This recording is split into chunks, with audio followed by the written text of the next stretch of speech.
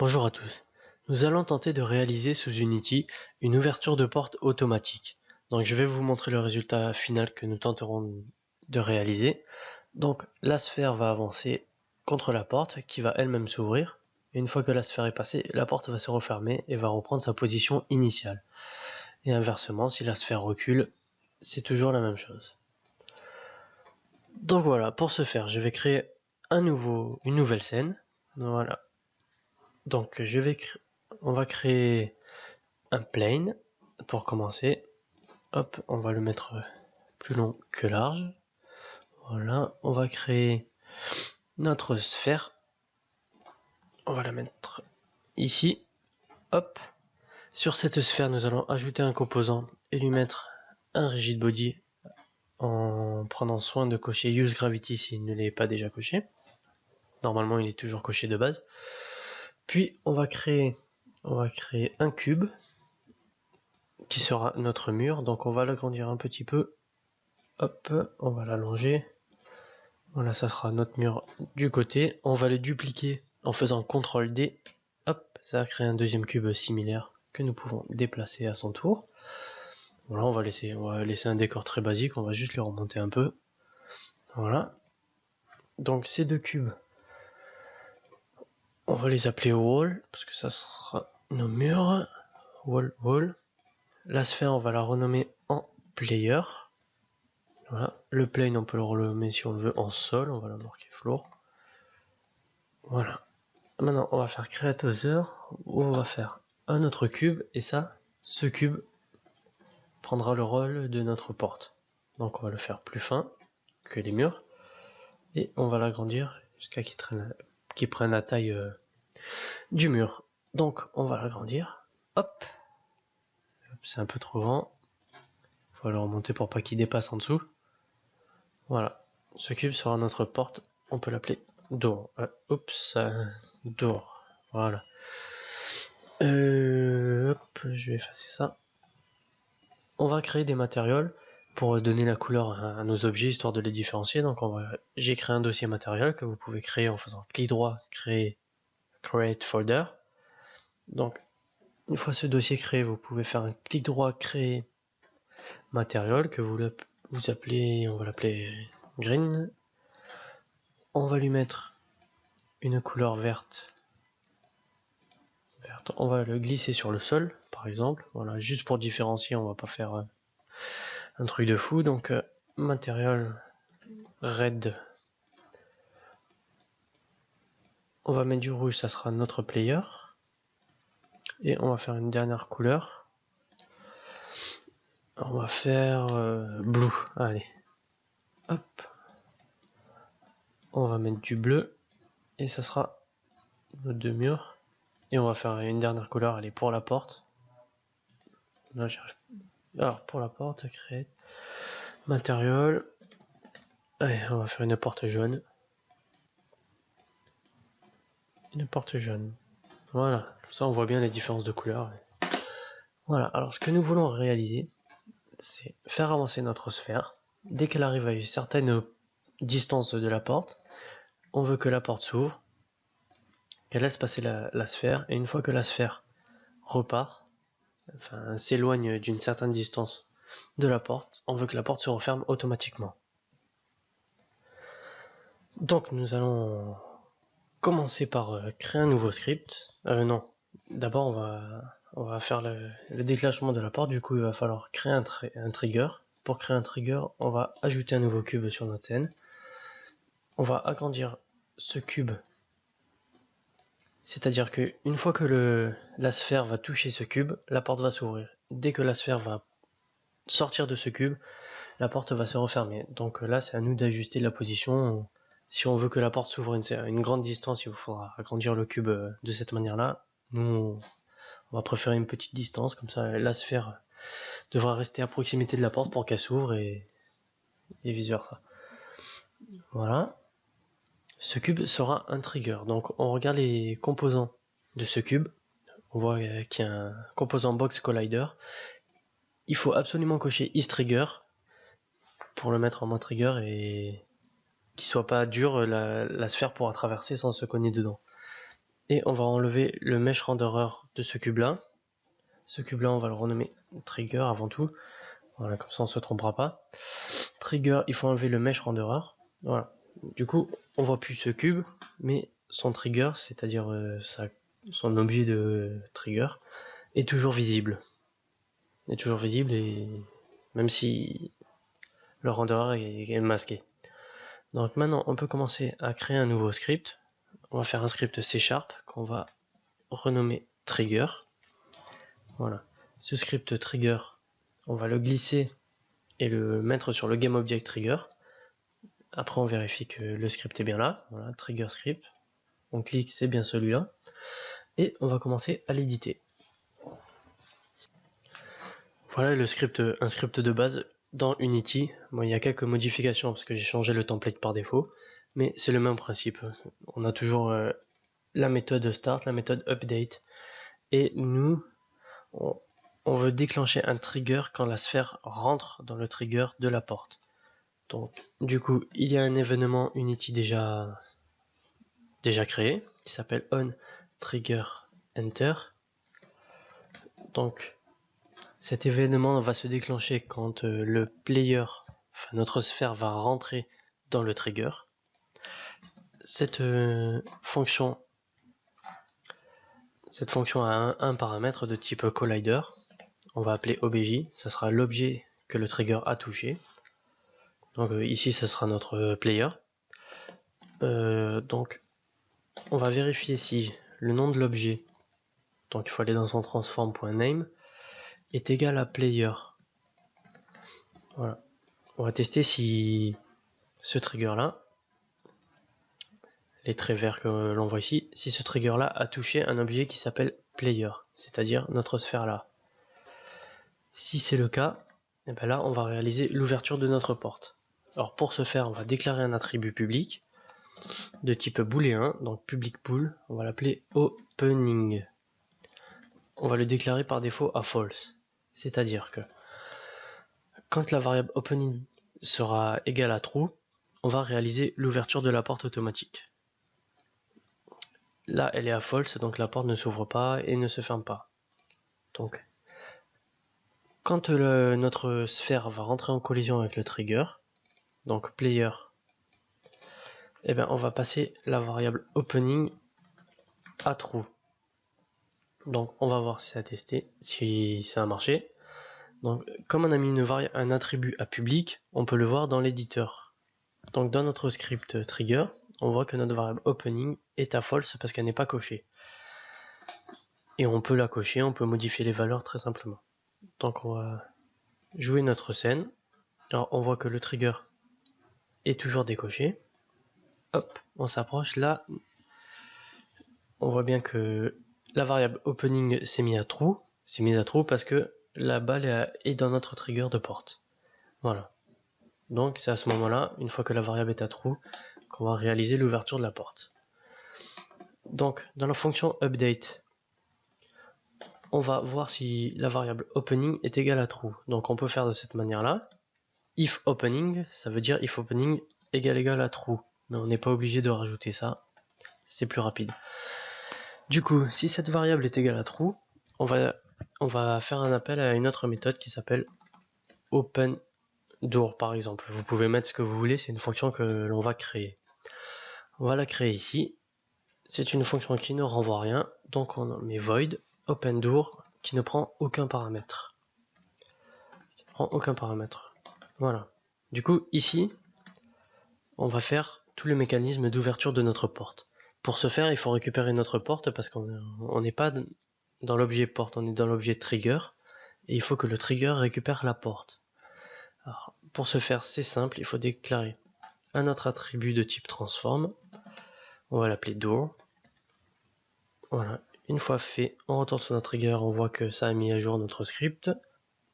On voit la variable door qui ne contient absolument rien mais qui attend un objet de type transform. Du coup, on va prendre notre porte, on va le glisser sur le champ de la variable door, et voilà. Du coup, notre attribut door pointera sur notre GameObject de la porte en jaune ici. Donc maintenant, on peut bouger la porte en faisant door, donc notre variable enfin notre GameObject transform, door.position, et là on va déclarer notre nouvelle position de la porte. Donc new, c'est un vecteur 3 qui contient les variables x, y et z. Voilà. Pour l'instant, je les mets à 0 pour voir. Notre porte ne doit bouger que sur un seul axe. Donc, il doit bouger que sur l'axe bleu. C'est-à-dire le z qu'on voit ici. Les deux autres x et y ne doivent pas bouger. Donc, on doit les remettre ici. On doit recopier door.position.x, door.position.y, position.y. Voilà, ces deux variables ne changent pas. On est obligé de les remettre, sinon la position de la porte partirait à 0, c'est-à-dire que x serait à 0, y serait à 0, et du coup la porte serait complètement décalée. Donc on est obligé de récupérer leur position actuelle qui est 3.56, etc. Pour ce qui est de l'axe Z, sur l'axe sur lequel nous voulons bouger la porte, alors nous sommes obligés de remettre sa position actuelle plus la nouvelle position. La nouvelle position, on va déclarer une nouvelle variable ici, de type float, on va marquer movement, égale 0.5 par exemple. Ça veut dire que on veut que la porte se décale de 0.5 unités à chaque fois que openDoor est appelé. Donc, door.position.z plus movement, et normalement, ah oui, il ne faut pas oublier de rajouter le f ici, minuscule ou majuscule c'est pareil, car c'est une variable de type float. Donc on peut lancer notre jeu, et normalement, la porte, on voit bien que la porte s'ouvre quand le player arrive dans le trigger. Du coup ça va un peu vite. Il va falloir multiplier 0,5f avec time.deltaTime. Alors cette valeur là est différente à chaque frame parce que c'est les secondes passées depuis la dernière frame. Je sais pas trop comment ça fonctionne, mais c'est différent sur chaque frame, et du coup ça devrait être un peu moins rapide et moins violent que tout à l'heure. Voilà, on voit bien que la porte s'ouvre. Bon, c'est un peu plus long et c'est même trop lent. On va augmenter un peu la vitesse et on voit bien que la porte s'ouvre mais ne s'arrêtera jamais parce qu'on lui a pas demandé de s'arrêter non plus. Donc pour le 0.5f qu'on va devoir augmenter, on va faire un truc très simple. On va rajouter un nouvel attribut de type float toujours. On va le nommer speed, ça sera la vitesse d'ouverture de la porte. On n'oublie pas de remplacer le 0.5f par notre variable speed, qu'on va de suite mettre ici dans notre éditeur en sélectionnant notre objet trigger. Il y a une nouvelle variable qui s'est créée. On va mettre 1,5 et on va tester pour voir si la vitesse nous convient. Moi, je pense que c'est pas mal. Du coup, maintenant, il va falloir, dans notre fonction openDoor, il va falloir brider la porte pour ne pas qu'elle parte à perte de vue. Donc, on va déplacer cette porte en maintenant la touche contrôle. Donc on appuie sur contrôle, on appuie sur l'axe Z et on décale. Et on compte combien de crans elle se décale et à combien de crans on veut maximum qu'elle se décale. Donc 1, 2, 3, 4. Allez, on va la faire décaler de 4 crans. Donc on va déclarer une nouvelle variable. Ici on va mettre public. On va mettre un float max open value, et dans l'éditeur on clique sur notre trigger toujours. Max open value est à 0, on va le mettre à 4 parce qu'on veut que ça se décale de 1. Non, c'est pas ça. On veut que notre porte se décale de 4. 1, 2, 3, 4. Donc normalement on devait arriver à ça dès que la porte s'ouvre. Donc nous retournons sur notre openDoor. Pour calculer le max open value, il va nous falloir une variable private parce que ça ne sert à rien de l'avoir, de l'afficher dans l'éditeur. Donc private float current value avec un E. On la met à 0 dès le début.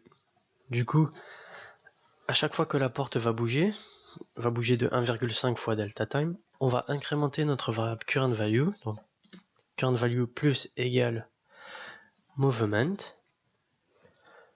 Du coup, current value va prendre la variable movement, ça va l'additionner avec la valeur actuelle. Et il faut juste tester si current value est inférieur ou égal à max open value. Si c'est le cas, si ça remplit bien cette condition, on va bouger la porte, sinon la porte ne s'ouvrira pas. Donc on va tester si je ne me suis pas trompé. Voilà, la porte s'ouvre et la porte s'arrête bien à la valeur qu'on voulait tout à l'heure, c'est-à-dire à 4 unités. Du coup, il va falloir stopper la variable opening à false, parce que même si la porte ne s'ouvre plus, la variable opening est toujours à true. Il va falloir l'arrêter pour quand on va vouloir fermer la porte, sinon il y aura un petit problème. Donc on rajoute un else à notre if current value est inférieur ou égal à max open value, et on met notre variable opening à false. Voilà. Maintenant on peut retester. Hop, on avance notre sphère, on prend notre trigger, on voit que c'est coché et que ça vient de se décocher, donc notre variable opening est bien passée à false. Voilà, maintenant il nous reste à faire la même chose pour la fermeture de la porte. Unity AD a un autre événement prédéfini qui s'appelle onTriggerExit.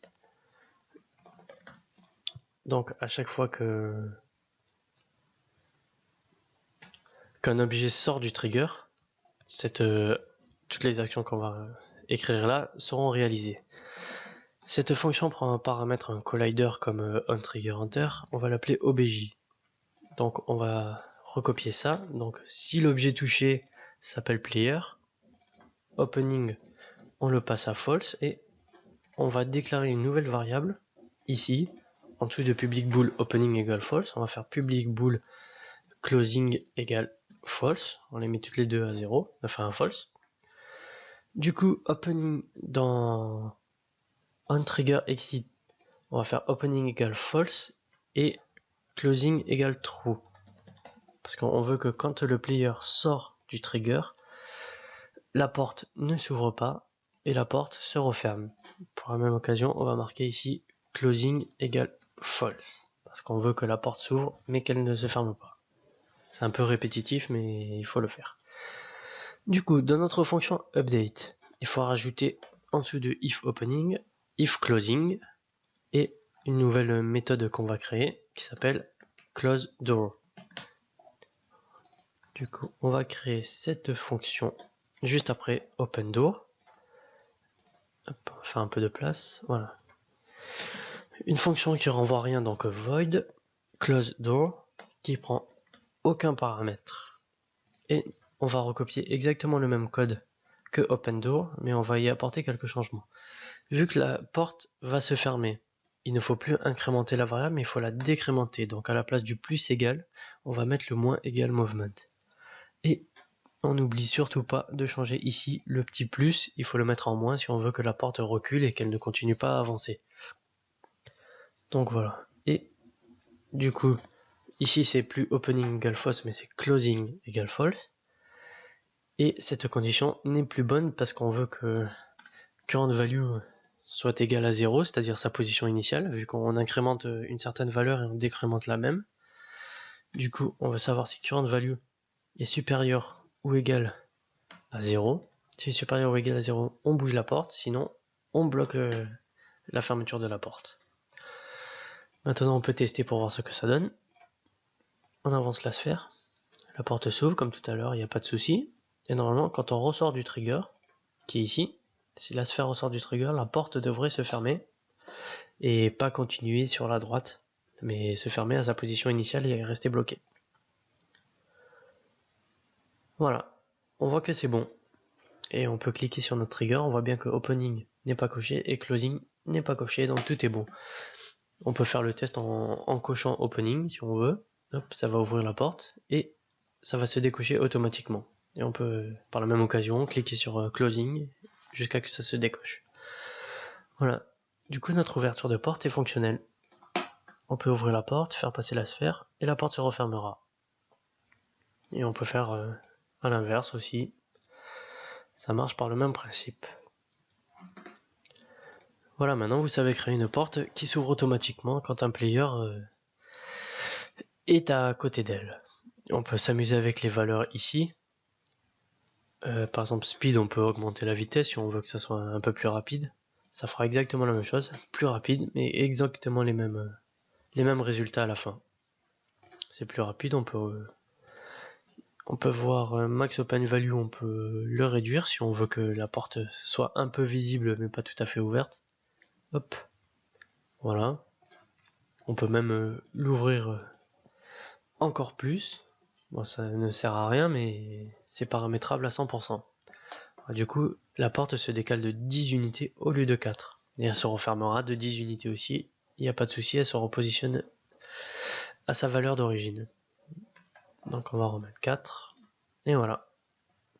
On a notre ouverture de porte. Voilà, j'espère que ce tutoriel vous a aidé à comprendre un peu le fonctionnement de ce procédé. Et je vous retrouve bientôt pour un nouveau tutoriel.